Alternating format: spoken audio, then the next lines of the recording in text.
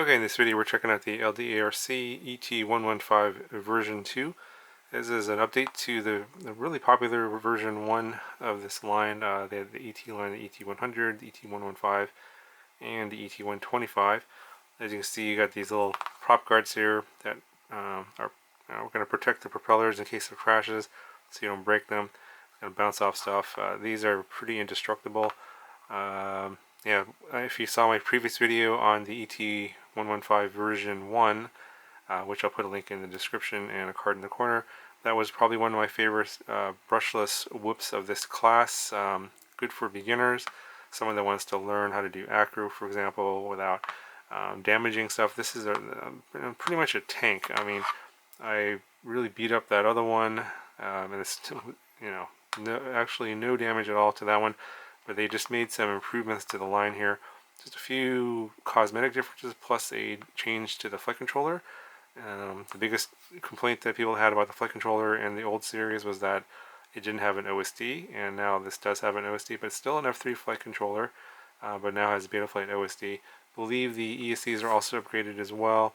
I think we're going from, before it was a 10 amp, now it's a 12 amp. Not 100% sure on that. Check the specs and links in the description for that. I'm pretty sure the ESCs are somewhat improved over the old version. Now the motors on the ET100 and ET125 version 2 are the same as on the version 1, but they've changed them on the version 2 of the ET115. So before, this model was 2S with a 7500 kV motor. You could go potentially 3S on that. You get some pretty hot motors, not really that safe. Plus, they would come with a JST connector and an XT30 like the version 2 does. They've changed the motor here. Now it's 1104 5500 kV. So now this is actually designed for 3S out of the box, and even includes a nice 600 milliamp hour 3S LiPo with an XT30 connector. So you just get one of these. It's pretty nice LiPo. I think this is a GNB rebrand. And that is the biggest difference between the version 1 and version 2. Now you get a little lower kV motor, so you can run 3S safely, and you're going to get a little bit more better flight times and everything, better power on 3S versus 2S. The canopy obviously looks different here. It's a different shape. They do include a red one and a white one of the same canopy that's included, the smoky black one here. These are spares in case you break them, but I never broke the original one at all. This is a pretty tough plastic here, even through a lot of crashes on asphalt. So they basically, going to the other canopy is just mainly for color changes. I don't think you're ever going to break those, but the spares are there if you need them. They include the old canopy for some strange reason. I don't know why, but if you want to go back to the old canopy, you can. One of the downsides of the old canopy is that the USB port was hard to get to, but as you can see, not sure if the camera will focus, the USB port on this one is quite accessible. No problems just sticking a little USB cord in there and plugging into your flight controller to change your settings. On the old one, you would have to take the canopy off to access the flight control board, which kind of sucked. And the other change here is the color of the hoops here are white now instead of black.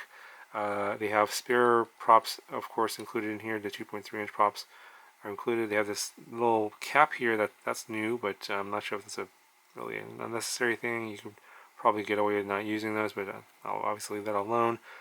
They do have the old white and yellow props as well included in the box if you want to use those. But for the most part, everything else is the same. The frame's the same. The bumpers are the same, just different color. The canopy is a different color, different shape now.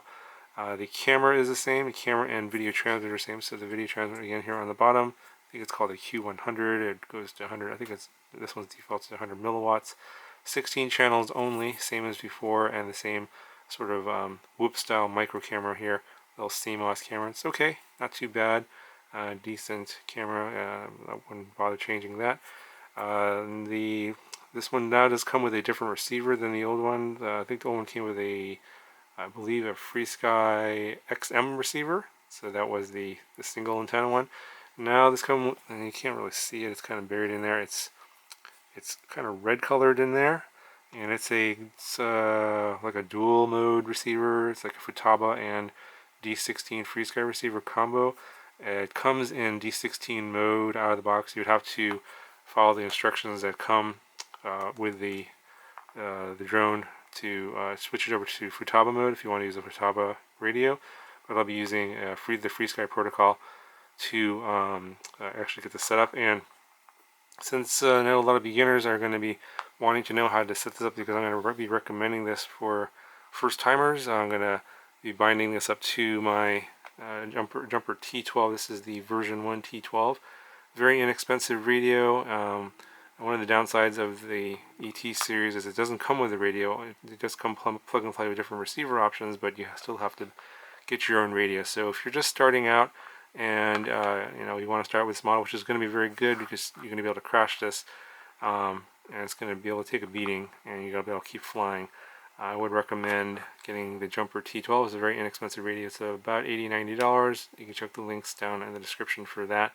It has a multi-protocol module, so we'll do all the protocols, but I'm going to be using the FreeSky protocol here, and I'll show you how to set that up out of the box. Basically, the instructions that this came with are a little bit off. I did plug this into the computer, and the modes in here that they depicted are different than what's actually flashed to the flight controller in here. So I'm going to go with what came on the flight controller and not what's in the instructions, because when I set up the radio, there's basically, you're going to need two switches, one for arming and then one for your modes, acro, angle, and horizon mode. So I'm going to show you how to do that. Basically, I'm going to show you how to basically set it up so that you don't have to plug this into the computer. I'm going to match the radio settings I'm going to show you with what comes on the flight controller, so you ought to just be able to follow along in the video, bind it up to the radio, and set up your model, and then plug in the battery, and you should be able to arm it and go and fly it. So that would be a little bit later in the video. I'll show you that. Okay, so to change the channels on the video transmitter is pretty easy. I'm just going to show you how to do that. I have my monitor here set to a certain frequency. It's 5860, which is Fat Shark channel 7. It's one of the bands and channel that's included on this video transmitter. So you have to set your monitor or goggle to one of the channels that are included, one of the 16. I'll go ahead and I'll plug this in. And you can see I don't have any reception right now, so I am just going to press this button here. And every time I do that, it changes the channel. You can see the lights also change their sequence. Not important to really know all that. Just have to keep pressing the button until it tunes into, it sets the frequency that is matching the monitor or goggles. So I'm just going to keep going until I get a clear picture. I shouldn't have to press this more than 15 times, I think. There's only 16 channels total.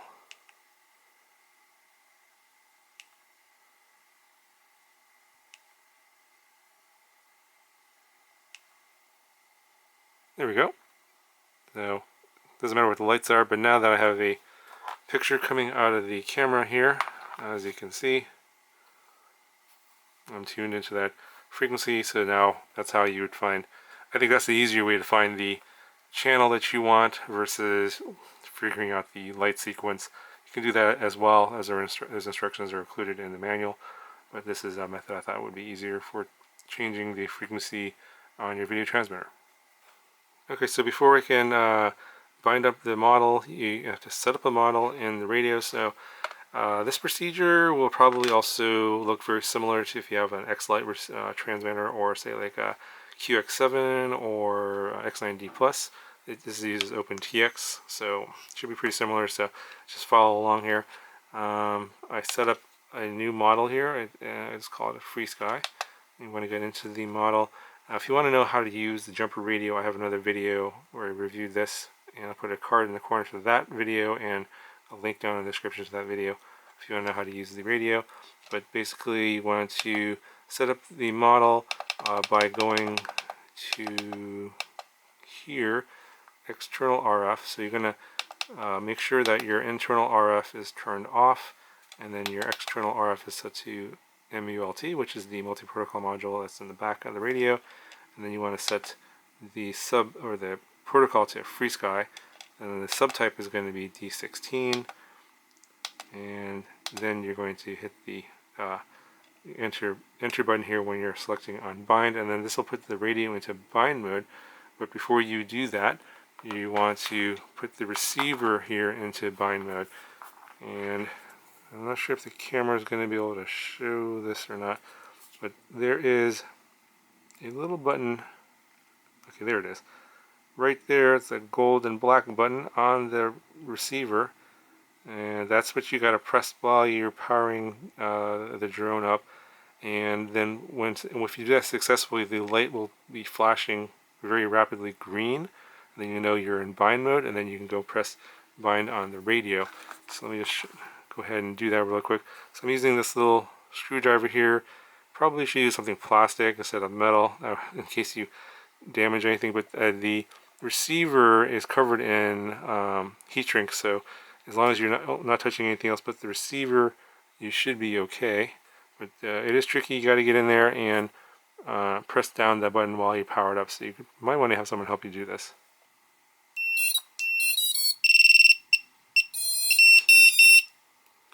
Okay, so now you can see that I have a flashing green light. I'm in bind mode, and then I'm going to go ahead and press the button here to put the radio into bind mode, and then the light stops flashing. Exit the bind mode on the radio. I should have a solid green light. That means now I'm bound to the receiver. So that's pretty much all you have to do to get the receiver bound to your transmitter. Okay, so once you've got the transmitter bound to the receiver, you want to go to the input page here and set up your inputs. So in this case, the default here is going to be aileron, elevator, throttle, and rudder. I believe that is also what is the default in the flight controller. So if you happen to have a radio, having this radio and have this in different order, you're going to have to rearrange this. So this is the default order. You can also change this default order in the radio setup settings. If you watched the other video on the T12, I explained how to do that. But this should be the order of your main channels. And then I'm going to set up two basically auxiliary switches here for your arming and for your mode. So there's going to be the first one, auxiliary 1, is going to be for arming and disarming, and then that's going to be on a 2-position switch. I'm going to put it on this one here, H, and then the 3-position switch is going to be for your 3 modes. It's going to be angle mode, horizon mode, and acro mode. And so I'm going to go down here to the first auxiliary, since I have it labeled as A. I'll go ahead and edit that. And under the source here, I can edit that. I'm going to select H, so that's going to be switch H for that. And go ahead and exit out of here. And then for the auxiliary 2, I'm going to put that on switch D. So now we're on switch D for that. We can exit out of here. Then under mixer, it should just be using the sources for A and B, or auxiliary 1 and auxiliary 2. Normally this is not going to be there. I actually had this set up from before, so I'm going to actually delete this so I can show you what'll actually show up here. So delete those. So we're going to go in here for mixer channel 5. Basically just click in there. You don't have to put a name in there. I'm just going to use source A, which is auxiliary 1, and then it just shows up there. And then click in there again, and that's B, exit, and it'll just show up there. That's pretty much it. There's only 2 switches, one for arming, one for your modes. And then now we should be able to arm this. I haven't changed any of the settings in here. It's got a PID tune up from the factory and everything. So I should be able to just plug this in.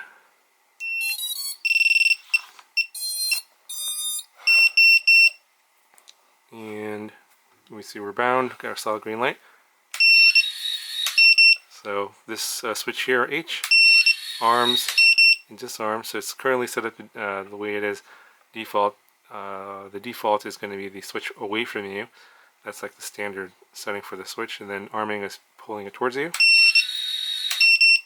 And then the 3 different modes are going to be on D, So I think top is going to be angle, middle horizon, bottom is acro mode. And that's pretty much it for all your switches. And you should be able to go and fly it now, and I haven't connected this up to a computer to make any changes. So assuming that they still have the same factory settings that I got, that for the model you got, I'm hoping that's the case. That's probably going to be the case, most likely. If you set up your radio the same way that I did here in the T12, you should be able to just go and fly this without connecting up to the computer, and you should just go and fly it. So that's the goal of this video. Hopefully you can buy this. You can buy this radio, and obviously you'll need to get a charger. There's no charger that comes with this. I'll put a link in the description for a charger for the battery. And that's pretty much all you need to get, and then you ought to be able to just follow along with the instructions here and go and fly this and go have some fun, learn how to fly acro, whatever. Don't worry about crashing. This thing's a tank, and it ought to hold up pretty well and give you a good time. Okay, so that's enough of me rambling on about this. I'm going to go ahead and take it out to the field, and we'll see how it flies. Now we get a little bit of that clutter off of the screen. Alright, let's see how this thing flies. So I'm flying in acro mode.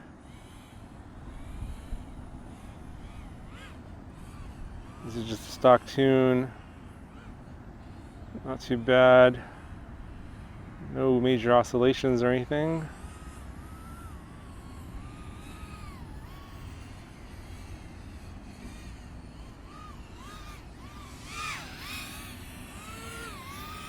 So it sounds pretty good.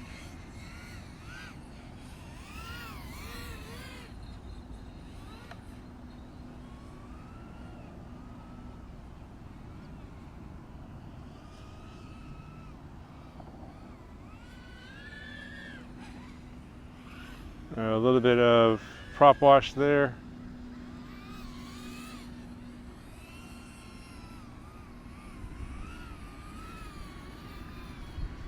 It's pretty windy right now. Probably don't know if you see that in the video, but I can feel it. Oh, just trying to go around the stadium light. Yeah, it's quite windy. You can hear the props actually. It's even windier up there.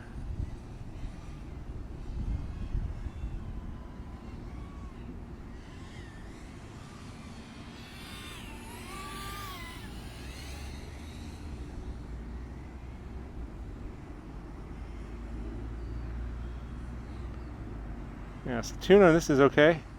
Out of the box, it is an older version of Betaflight, but if you just want to go and fly, don't want to have to hook it up to your computer, this is what I did. I did not touch the computer at all with this one. Didn't change any of the settings. Pretty good video. Let's go down to that other soccer goal over here at the end of the soccer field. Yeah, still pretty good video over here.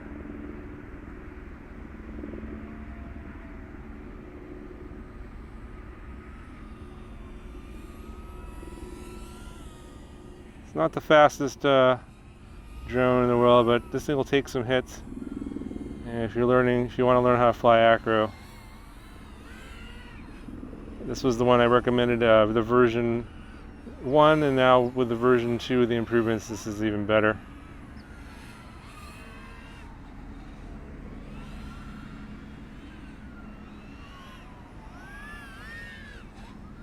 Oh, got a little bit of a beep, I think, a low voltage sag there. It's on for 3 minutes, flying for about 3 minutes. Not exactly sure what the battery life will be on a 600. Really depends on what you're doing. Let's see, we're probably near the end of the battery, so let's just do a punch out of here. Let's just hear what this sounds like.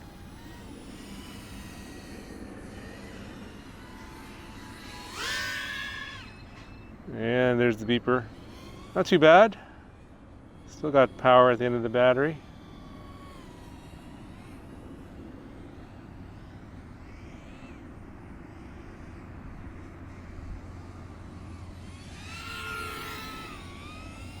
Yeah, now we got a little flashing at 10.4 volts. Yeah, I'm thinking like 4 minutes, 4.5 minutes. It's probably the limit of this size battery. It's a little bit on the heavier side with all the ducts and the extra protection. But the voltage is coming back a little bit, 10.7. Gonna keep flying it.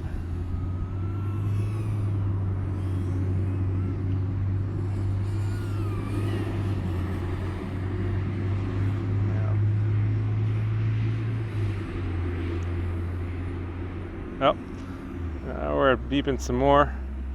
About 4.5 minutes. It's about what I expected.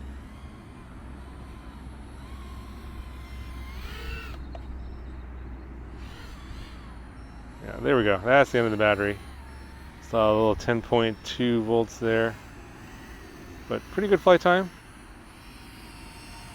And this thing flies pretty good out of the box. No changes needed.